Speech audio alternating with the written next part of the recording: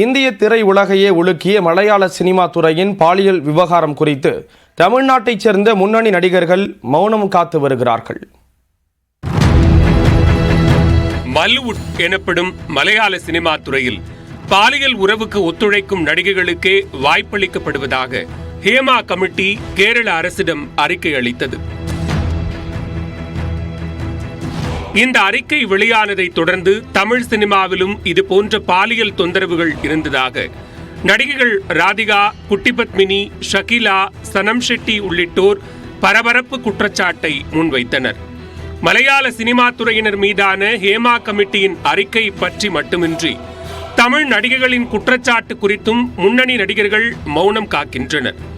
இந்திய சினிமாவையே உலுக்கியுள்ள பாலியல் புகார்கள் குறித்தும் ஹேமா கமிட்டி அறிக்கை குறித்தும் தனக்கு தெரியாது என நழுவினார் super star Rajinikanth.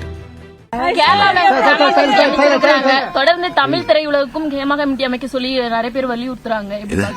Hema committee Malayalam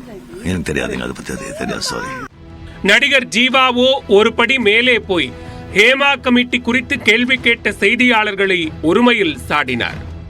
Tamil இண்டஸ்ட்ரியில மட்டும் இல்லாம கேரளா இண்டஸ்ட்ரியில இந்த ஹேமா கமிட்டியில வந்து பெரிய ஒரு சர்ச்சையை உருவாக்கி இருக்கு.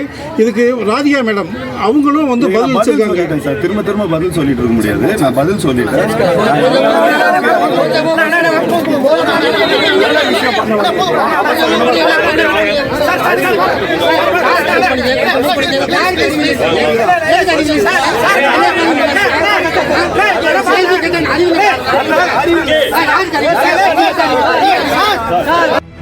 பாலியல் துன்புறுத்தல்கள் சினிமா மட்டுமின்றி உலகின் அனைத்து துறைகளிலும் உள்ளதாக கூறியுள்ள நடிகர் அர்ஜுன் அனைவருக்கும் பொறுப்புணர்வு வேண்டும் என்று அட்வைஸும் கொடுத்தார்.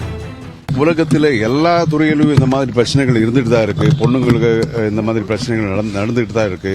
ஸோ எந்த ஒரு பேஸ் இல்லாம ஒவ்வொருத்தரும் வந்து இந்த மாதிரி நடந்ததுன்னா அது நம்ப முடியாதோ எதுவும் தெரிய மாட்டேங்குது. நிறைய அப்பாவி பொண்ணுங்களா இருக்காங்க. இதுல சில பேர் மிஸ்யூஸ் பண்ணிக்கிறவங்களும் இருக்கிறாங்க. ஸோ எது என்னன்னு தெரியாது. அதுக்கு ஒரு பேஸ் அப்படிங்கிறது கரெக்டா இருந்ததுன்னா நிச்சயமா எல்லாருக்கும் நியாயம் கிடைக்கும்.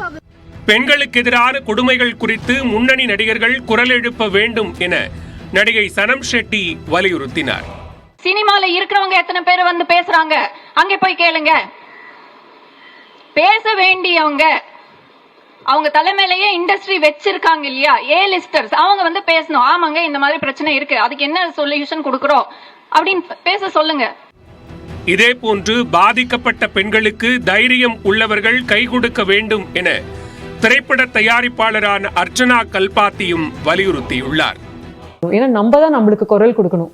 நம்ம வந்து மற்றவங்களுக்கு அது ஃபர்ஸ்ட் ஃபண்டமெண்டல். மற்றவங்களும் சப்போர்ட் பண்ணணும். நிறைய பேருக்கு வந்து அந்த தைரியம் இருக்காது. அப்போ யாருக்கு தைரியம் இருக்கோ அவங்க கை கொடுக்கணும். அதுவும் கண்டிப்பா இருக்கு. பட் ஃபண்டமெண்டலா வந்து நம்ம அந்த ரெஸ்பான்சிபிலிட்டிலேருந்து ஓடி போக முடியாது. அதை அட்ரஸ் பண்ணணும். திரைப்படங்களில் பெண்களின் பிரச்சனைகளை கண்டு பொங்கி எழும் ஹீரோக்கள் நிஜத்தில் ஆதரவு குரல் கூட கொடுக்காமல் நழுவிச் செல்வதாக விமர்சனங்கள் எழுகின்றன.